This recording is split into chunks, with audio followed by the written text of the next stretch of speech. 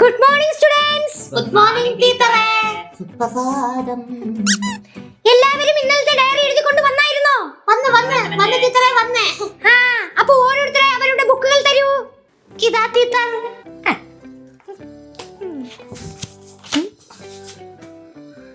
ഇന്നലെ ഞാൻ അതിരാവിലെ എണീറ്റു. വല്ല മൂത്രം ഒഴിക്കാൻ എണീറ്റതായിരിക്കും. എണീറ്റപ്പോൾ കുയിലുകളുടെ സംഗീതം ഞാൻ കേട്ടു. ഇതൊക്കെ ഏത് കുയില ടീച്ചറേ? നാട്ടൊന്നും കേക്കല്ല. വല്ലപ്പോഴും രാവിലെ എണീക്കണം. കുളിച്ചൊരുങ്ങി ആഹാരമൊക്കെ കഴിച്ച് ഉപ്പാക്കൊരു ഉമ്മയും കൊടുത്ത് ഞാൻ സ്കൂളിലേക്ക് പോയി. എന്താ പറയുക, ചന്തിയിലാന്ന് ഉമ്മ തന്ന ചൂരൽ വെച്ച്. സ്കൂളിൽ വന്നപ്പോൾ സുന്ദരിയായ പീന ടീച്ചർ എന്നെ പഠിപ്പിച്ചു. ടീച്ചറെ പാത്തുന്നത് കണ്ണാടി വാങ്ങിച്ചു കൊടുക്കണം. കണ്ണിന് എന്തോ ഒരു തകരാറുണ്ട്. ഉച്ചയ്ക്ക് ആഹാരം കഴിക്കാൻ എടുത്തപ്പോൾ പക്രു തട്ടിപ്പറിച്ചെടുത്തോണ്ട് പോയി. പൊരുത്തമീനുള്ളതുകൊണ്ട് എന്തോന്ന് പോയതാണ് ടീച്ചറെ. അതൊക്കെ എഴുതി വിത്തേക്കുന്നവള്. വൈകുന്നേരമായപ്പോൾ ദേശീയ ഗാനം പാടി ഞാൻ വീട്ടിൽ വന്നു. ആഹാരം കഴിച്ചു, ഹോംവർക്ക് എഴുതി കിടന്നുറങ്ങി. Very good Pathu. Thank you teacher. Very good കാണുള്ളതൊന്നും അതിനകത്തില്ല. നിന്റെ ബുക്കും എടുത്താണ്, നീ എഴുതിയതൊന്ന് നോക്കട്ടെ. ദാ ടീച്ചർ, ടീച്ചർ എനിക്ക് വെരി വെരി ഗുഡ് തരും. ഞാൻ രാവിലെ എണീറ്റു, സ്കൂളിൽ പോയി തിരിച്ചു വന്നു, ആഹാരം കഴിച്ചു, കിടന്നുറങ്ങി. ഇതെന്തരടാ? എന്തിനു ടീച്ചറെ എവിടെ പോയി ഇത്രയും വെളുത്തു വാരി എഴുതുന്നത്? ഇത്ര എഴുതിയാ പോരെ? എന്റെ പക്രു, ഡയറി എഴുതുമ്പോ നീ ആ ദിവസം കണ്ട കാര്യങ്ങളെല്ലാം എഴുതണം. ഞാൻ ഒന്നും കണ്ടില്ല ടീച്ചറെ. അതെന്ത്? കണ്ണു പൊത്തിയാണ് നടന്ന. നീ ഇന്നലെ ഇതുപോലെയല്ലേ എഴുതിക്കൊണ്ട് വന്ന? ഞാൻ രാവിലെ എണീറ്റു, പല്ല് തേച്ചില്ല, സ്കൂളിൽ പോയി തിരിച്ചു വന്നു. പക്രു കള്ളം പറയൂല ടീച്ചറെ. മിനിങ്ങാൻ പല്ല് തേച്ചില്ല. നാളെയും മറ്റന്നാളും അവധിയാണ്. തിങ്കളാഴ്ച നീ വരുമ്പം നിന്റെ ഡയറിയിൽ ഈ 2 ദിവസം നടന്ന കാര്യങ്ങൾ എഴുതിക്കൊണ്ട് വന്നില്ലെങ്കിലാണ്.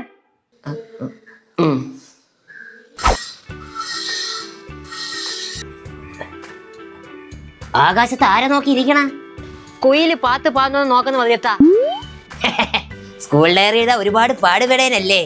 എന്ത് ചെയ്യാ മതിയത്ത? ഞാൻ നോക്കിയിട്ട് കുയില് പോയിട്ട് ഒരു കാക്ക പോലും വിളിക്കല്ല. ആ കാക്ക വിളിത്ത് രാവിലെ കാക്ക കൊരച്ചു. എന്റെ പൊന്നു മക്കളെ, ഇതൊന്നും നോക്കിയിരുന്നിട്ട് കാര്യമില്ല. നീ എന്താണോ കാണുന്നത് അതങ്ങ് ബുക്കിൽ എഴുതിയാ മതി. മനസ്സിലായില്ല? അതായത് ഞാൻ ഇപ്പൊ വാഴയ്ക്ക് തളെടുക്കാൻ പോവുകയാണ്. നീ കൂടെ എന്റെ കൂട്ടിന് വന്ന്. അപ്പോൾ ഡയറിയിൽ എന്ത് എഴുതണം? വല്യച്ഛൻ വാഴയ്ക്ക് തളെടുക്കാൻ പോയി, കൂട്ടിന് ഞാനും ചെന്നു. എങ്കിൽ വകയത്തവാ, നമുക്ക് വാഴയ്ക്ക് തടയതാ. ഞാൻ ഉദാഹരണം പറഞ്ഞതേ ഉള്ളൂ. ശരീരം നിങ്ങളുടെ പരിപാടിയൊന്നും വയ്യ. മക്കളൊരു കാര്യം ചെയ്യും, വല്യമ്മയെ മഹേഷ് മാമനും ജിത്തു അമ്മനെ അകത്ത് എന്താണ് ചെയ്തെന്ന് നോക്കിയിട്ടേ അതങ്ങ് ഡയറി എഴുത്.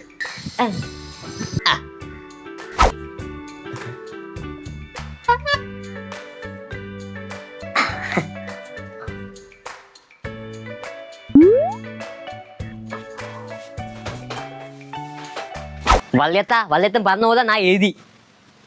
ഇത്ര പെട്ടെന്ന് എഴുതിയാ? രാവിലെ കാക്ക കുരച്ചു, വല്യമ്മയും മഹേഷ് മാമനും ജിത്തു മാമനും വെട്ടിയിട്ട വാഴത്തണ്ട് കണക്ക് കിടന്നുറങ്ങുന്നു. എങ്ങനെയുണ്ട്? കൊള്ളാം മോനെ. നീ ഒരു കാര്യം ചെയ്യേ, അകത്ത് നോക്കി എഴുതാൻ നിൽക്കണ്ട. പുറത്തു പോയി നല്ല കാഴ്ചകളൊക്കെ കണ്ടേ, ആൾക്കാരെയൊക്കെ കണ്ട് അവരെയൊക്കെ പറ്റി എഴുത് കേട്ടാ. സദാ പുറത്തിറങ്ങി ആർക്കെങ്കിലും തോത്ത് എഴുതാന്നപ്പോ ഒരു മനസ്സെക്കൊന്നു പോലും ഇല്ല. അതാ അവിടെ നിൽക്കുന്ന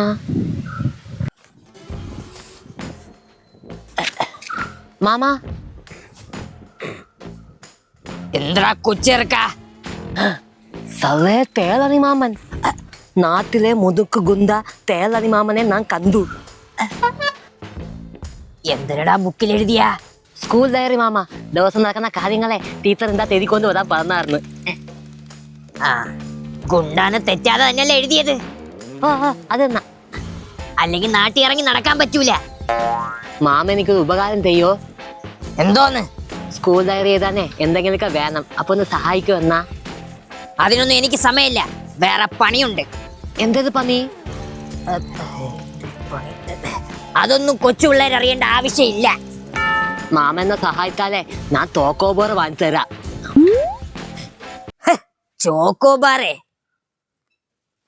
നാരങ്ങ മുട്ടായി വാങ്ങിച്ചു തരോ? എങ്കിൽ നീ എഴുതാൻ റെഡി ആയിക്കോ. ഇങ്ങോട്ട് വേടാ. എന്തരണ്ണ? എന്തരണ്ണ? എഴുത്. ആ തേള് മാമൻ ഒരുത്തനെ അതിത്തു. ആഹാ എങ്കി പിടിച്ചോ. ഏതാ മക്കളെ നീ? തേള് മാമൻ കൊടുത്ത അതി വീണ്ടെടുത്തു. എന്റെ പിള്ളേരെ മുഴിച്ച് നാണം കെടുത്തടാ. അയ്യോ ചന്തു പേരും കൂത്ത അതിയോ തതി. എനിക്കെന്ത് സ്കൂൾ ഡയറി എഴുതിയാ പോലെ എന്തെങ്കിലും. തേളിന്റെ കൈ ഒതിന്നു. തേളിന്റെ കാതൊതിന്നു. അവസാനം തേള് മാമനെ ആംബുലൻസിൽ കൊണ്ടുപോയി. മക്കളെ എല്ലാം എഴുതിയെടുത്തല്ല, പറഞ്ഞ മിഠായി മാറ്റി വെച്ചേക്കണേ. ഓ താങ്ക് യു തേള് മാമ. സുബ്രുവിന് പനിയായിരുന്നു. അവനെ കാണാൻ ഞാൻ അവന്റെ വീട്ടിൽ പോയി. അവന് വാങ്ങിച്ചു വെച്ചുന്ന ഓറഞ്ച് മുഴുവൻ ഞാൻ എടുത്ത് കഴിച്ചു. സുബ്രു സന്തോഷവാനായി. ഇനി എന്താ എഴുതും?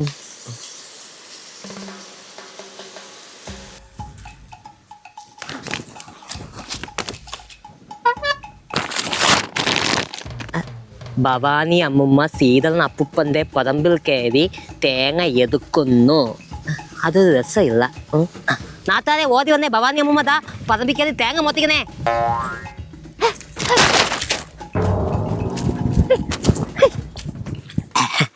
ഭവാനി അമ്മുമ്മ തേങ്ങ എടുക്കുന്ന കാര്യം നാട്ടുകാരെ അറിയിച്ച് പക്രു മാതൃകയായി. ഹായ് മാങ്ങ.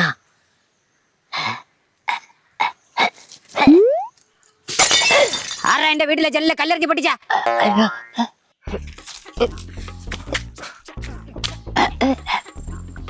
തേള് മാമൻ. തേള് മാമ ഈ കള്ളൊന്ന് പിടിക്കോ?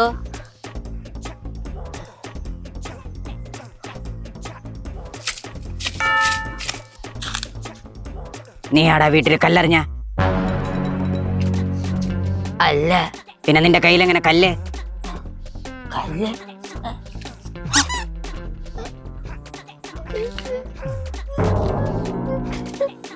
ഞാൻ മാവിൽ കല്ലെറിഞ്ഞു. പക്ഷേ ചില്ലാണ് പൊട്ടിയത്. തേളനി മാമൻ സന്തോഷവാനായി. മഴയില്ലാത്തത് കൊണ്ട് കുളത്തിലൊന്നും വെള്ളമില്ല. വെള്ളമില്ലാത്തത് കൊണ്ട് മീനുകളില്ല. മീനുകൾ ഇല്ലാത്തത് കൊണ്ട് തൂണ്ടയിടാൻ ആരുമില്ല.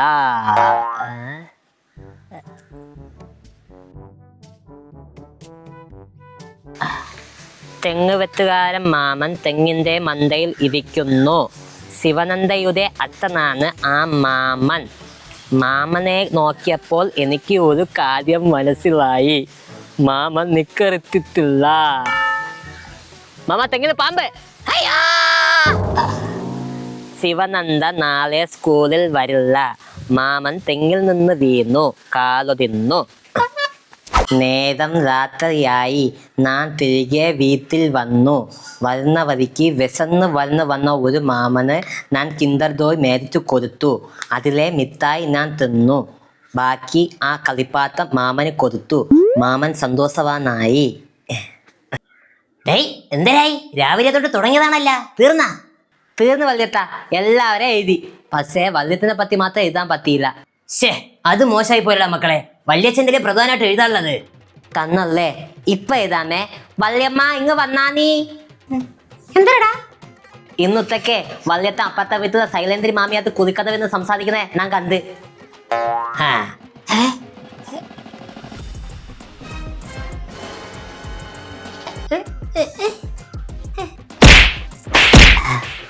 വല്യമ്മ കത്തക്കളിപ്പികളാണ്. വല്യത്തിന്റെ കാര്യത്തിൽ തീരുമാനമായി. അതുകൊണ്ട് ഞാൻ നാളെ സ്കൂളിൽ വരുന്നില്ല. സുഖം.